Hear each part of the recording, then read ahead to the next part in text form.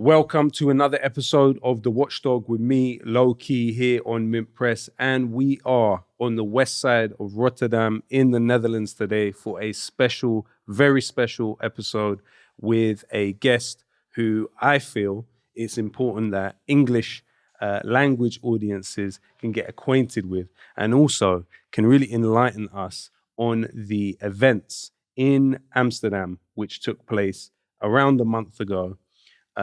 At the time of broadcasting. That took place around a month ago. We saw hooligans from the Israeli football team, Maccabi Tel Aviv, marauding the streets, tearing down Palestinian flags, attacking bystanders, chanting racist chants. But also, and this is very important, it included agents of Israel's external intelligence agency, Mossad, as was reported by the Jerusalem Post prior to that. Now, we have the point of view of somebody who was there on the night, a legend of the hip-hop industry in this country, none other than Appa. Thank you for joining us, brother. Thanks for the invite, bro. We appreciate it. And so really what I wanted to start with is you were there on the night. How did things begin? And how did they develop? Well, they actually started with the Maccabi Tel Aviv hooligans, just tearing up the streets, attacking people, throwing stuff at people, kicking people off their bikes, destroying taxis, being hooligans, actually. When they started singing on the Dam Square, racist songs, killing Arabs, raping women. And this was in Dutch. This was this was in their own language. Right. But it was in the center of Amsterdam. They started doing this. A lot of tension was building up because a lot of videos started to come online before all the rioting. What kind of numbers are we talking about? The number I think was like approximately 350 hooligans. So it was a large group. Mm-hmm. And I think it was from the early afternoon until late in the evening that they were, tearing up the city a day before the match against Ajax. So the day before the match against Ajax, they were around the streets, around 350 of them. Yeah. Did they seem organized? They did, yeah, actually. When you say organized, give me an example of how they seemed organized. Well, you could see that they were moving in a big group, not loosely going throughout the city doing what they do. It was actually just one big group moving together. It was almost strategically going inside the metros, going outside the metros, going onto the Dam Square. Just in one group, not divided, nothing. And I imagine also that, like the rest of us, people in Amsterdam had probably seen footage of them attacking an Egyptian in the streets of Athens around half a year prior to this match. Yeah, these videos went viral because you know how the internet works, how social media works. So everybody knew what type of hooligans these guys were. So yeah. We also know from the report in the Jerusalem Post that there were current active agents of Israel's external intelligence agency Mossad, with them, which is very rare. You would never see that in another context for another nation state. It would be very rare that they would send people like that with them. And then also it seems after the fact, it seems there were Israeli reservists from the military. The IDF there seemed soldiers, to have been people that had fought in Gaza present with them. Is that the case? That was actually the case. They were showing around these IDF T-shirts, but the things that they were spewing and screaming about on the streets, a couple of people had some altercations with them earlier on the afternoon, and one guy was reported that he was saying, "I just killed a lot of you, and I'm on a vacation." So wow. He wanted to do the same over here. He was laughing about it. So that's evidence enough, I think. So in terms of what happened after that, it has been reported widely in English language media that this was a quote unquote anti-Semitic pogrom. Yeah. What would be, as someone who was there, What would be your response to Well, that actually, claim? the word pogrom and Kristallnacht, the first one to even speak these words was the mayor of Amsterdam, Femke Halsema. She was the first one to throw it out there. But we all know that the history behind these words are it's a heavy history. So it's not something you should take lightly or make use of just to demonize a certain group of people. But they did. But this is not the reality. The reality was actually people defending themselves, just like the people in Gaza are doing. People were resisting these hooligans who were attacking them in their city, taking flags off their houses and their homes. So it's a matter of defense, not attacking a pogrom. That's just a word that's been misused, a history that has been misused to paint a picture and spin the narrative and claim false victimhood. But they're the perpetrators. Interestingly, it was said that by particular figures within the Dutch government, they've said since then that Netanyahu was putting a lot of pressure on them to use particular language when talking about what happened. You also, of course, saw Sky News, which is a Murdoch-owned news channel, come out with a report giving context to everything that happened, showing the chants, showing the history of these hooligans that had attacked others in other places, showing footage of them attacking people. But then Sky News actually sought to censor that report and then replace it with a more malleable version of events to what Israel wanted, essentially. Yeah. And of course, the editor at Sky News is somebody who has previously got someone fired from their job at the company because of the way that she was questioning the Israeli ambassador to the UN. That's a sin. Yeah, and she's somebody who this editor has a history of supporting Israel. So it's an interesting kind of equation there. What was the coverage like in the Dutch language news? Well, actually, since the beginning, it was pro-Israeli, defending the hooligans, portraying the people that are defending themselves as the aggressors, the terrorists, if you like. Really, was that word That was used? from day one, yeah. Right. So it wasn't just an implication; No, it was a direct. It was a direct attack, actually, and people like Geert Wilders directly, instantaneously started talking about dual citizenship of the Moroccan youth who was defending their city, their homes, and talking about looking for ways through the judicial system to take away the Dutch passport and leaving them with the Moroccan passport so they can send them back. So they're actually still looking into this. They can make it happen. The government is also busy with this matter. They're really investigating on a high level, pursuing everybody who was there. So, and those arrests have taken place, or a couple. Yeah, okay, a couple, but they're still investigating. So I think more will follow within due time. So it's an interesting time in the Netherlands at this point. I mean, the Netherlands actually, in terms of surveillance, is similar to London in that it's one of the most surveilled populations. Yeah. It uses facial recognition quite widely. So, of course, stuff like that will probably come into play at some point. Well, the arrestees actually were identified throughout these systems, these Israeli systems. Yeah. Well, the interesting thing that I also wanted to talk about with you is that for several decades now, you have at least a decade actually at this point, you have the Dutch police using an Israeli company by the name of Verint to hack phones of Dutch citizens. Yeah. They've also made a deal with a subsidiary of Elbit Systems called Cyber Intelligence as of 2019 to install a new system. So these are Israeli companies. These are companies founded by former personnel, alumni of Israeli military and intelligence agencies. You also have the company ICTS, which is technically a Dutch company, but it was founded by former personnel of the internal Israeli intelligence agency Shin Bet.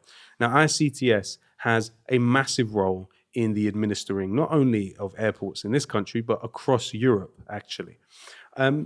This is all quite concerning for any state which has pretensions about sovereignty, for it to, in essence, be outsourcing key columns of its sovereignty to individuals that are former employees of a either foreign intelligence or military force.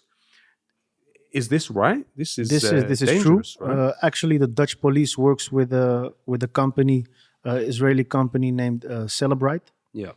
Or maybe the company name is different, it was Celebrite. This was the one that you mentioned, yes. Celebrite is the company that I had to log in when the police took my phone, when they kicked in my door and took me to jail for nothing. I had to log in to Celebrite to get the information from my phone back.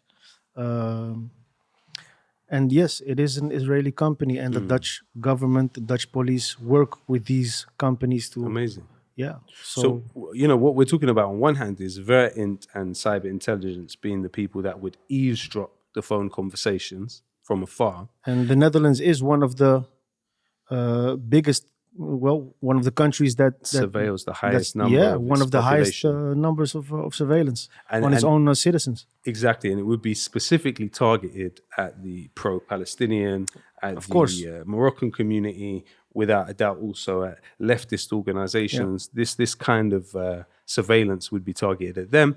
And these are, of course, the people who would also be out on the street protesting in support of Palestine right now. So it kind of poses quite an interesting equation in terms of what is and what isn't political power here. But also there's another lobby group, which I believe you may have had some experience with in the past, by the name of CIDI. Yeah, Centrum Information Documentation Israel. Tell us about them. Well, they're actually the biggest Israeli lobby group around.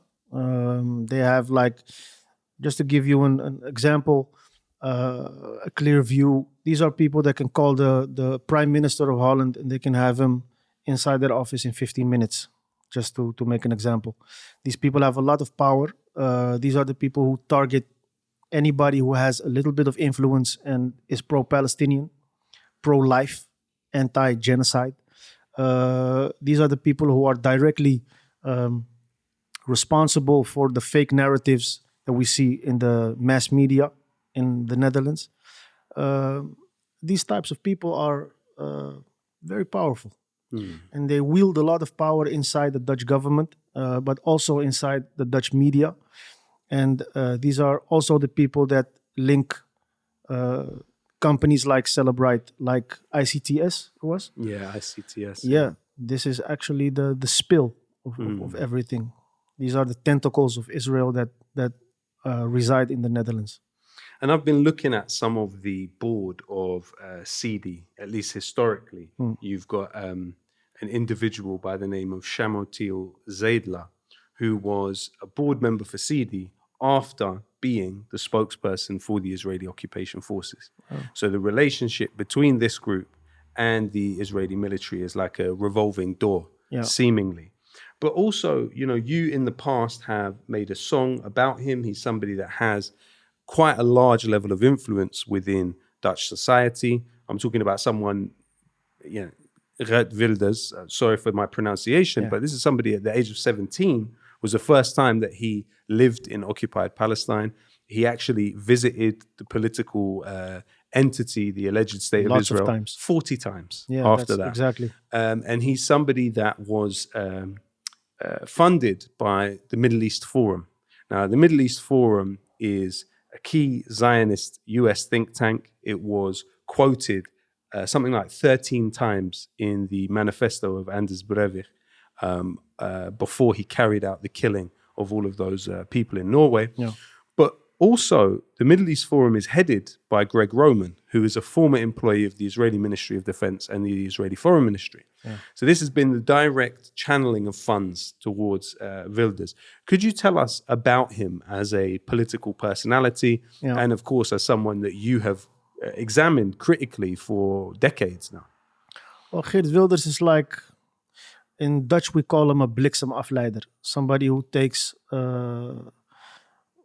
pride in being able to divert the attention from the things that are important. And he's very pro-Zionist, very pro-Israel. His function actually inside the Dutch government is to vilify the Muslim population, make them the villains constantly. He's consistent throughout all these years in just bashing the Muslim community and everything that has to do with Islam, because it's easy for him to do, because nobody stands in his way. The media portrays him as some kind of superhero. But the funny thing is, before in his in the beginning of his political career, he was a politician, starting politician, beginning politician at the VVD. That's the party of Mark Rutte. He was not per se pro-Muslim, but he defended us actually. Wow. Quite funny to see the videos from back in the day. What kind of time period was this in terms of years? I wouldn't... Early 2000s or yeah, late I think 90s? early 2000s. No, not in the 90s. This was early 2000s. Early 2000s, yeah. And he was actually defending Muslims on television in a famous television program. There is a video online on YouTube, why he's defending Muslims in that video.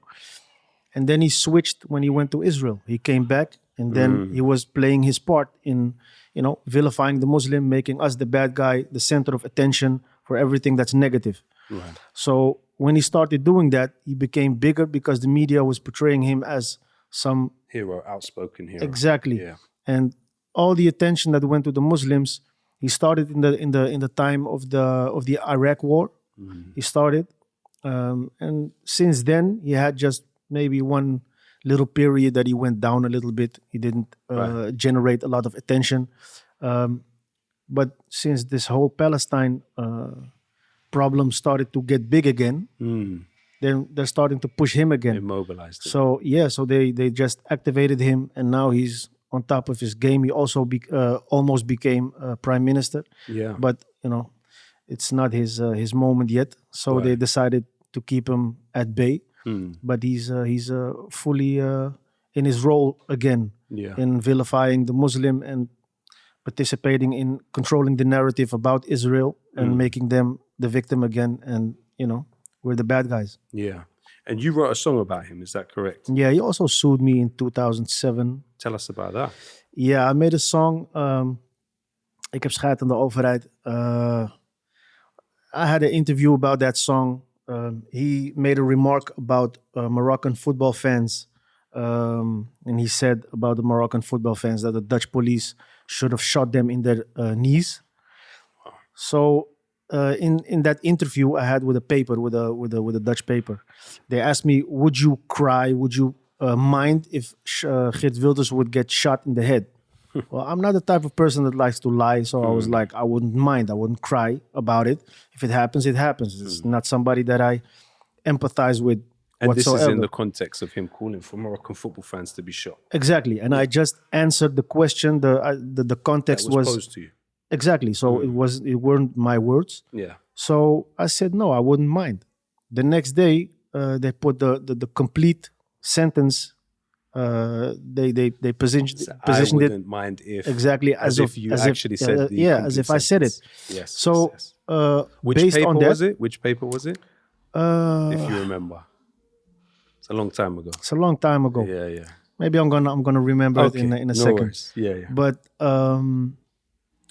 he based on that sentence, he sued me. Well, he lost. Wow.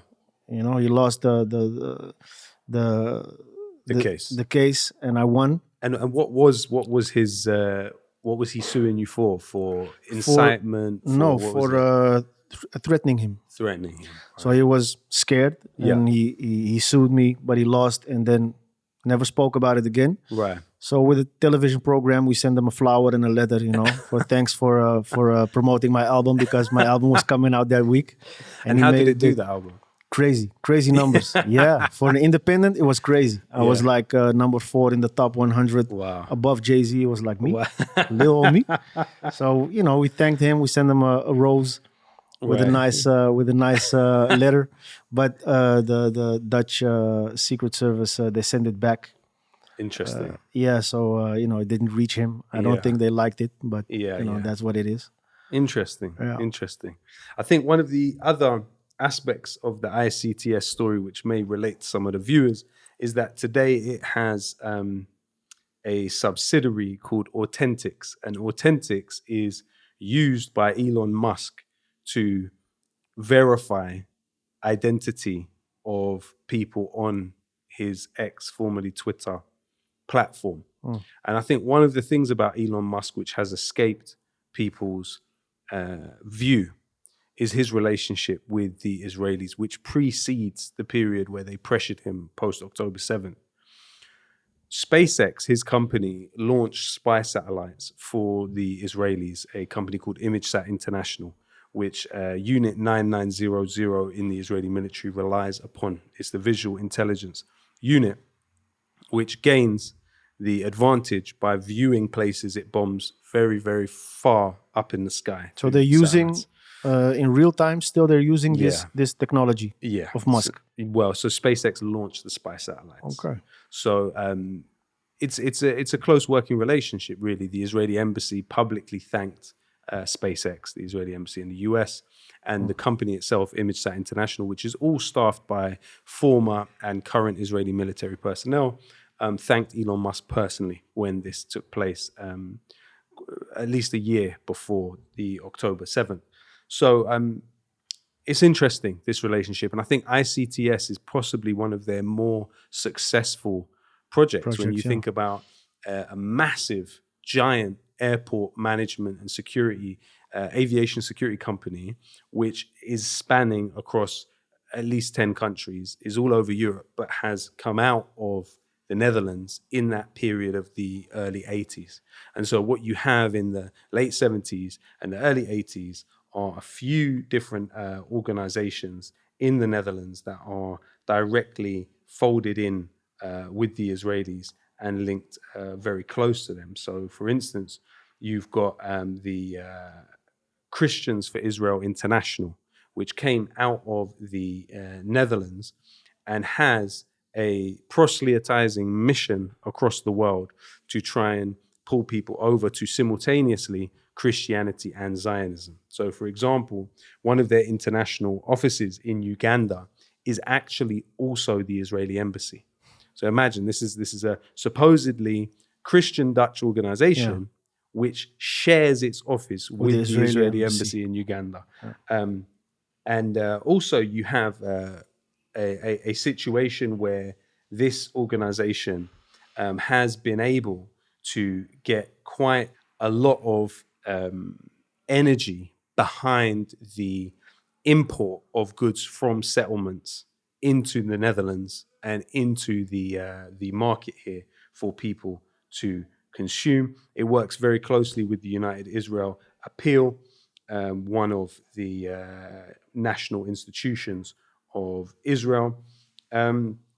You've even got actually during the 2014 Operation Protective Edge, which left over 2,000 Palestinians killed, the Christians for Israel International took 50 Dutch citizens and took them into Tel Aviv and placed them in an office going online, arguing Israel's point online.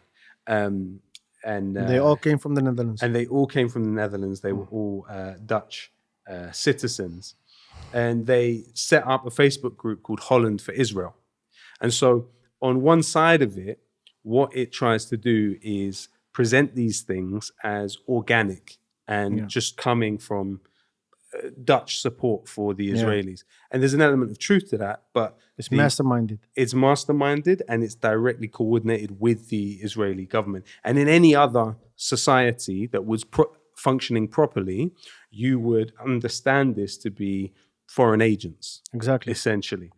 And then you have, for example, the attempt in 2011 for them to basically organize people from South Sudan to go to occupied Palestine, the political entity of Israel, through this organization.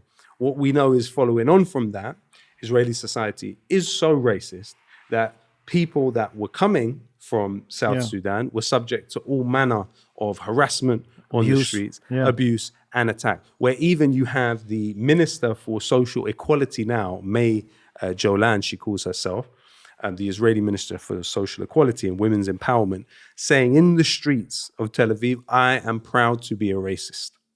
And this was in their actual pogroms that were carried out against the Sudanese.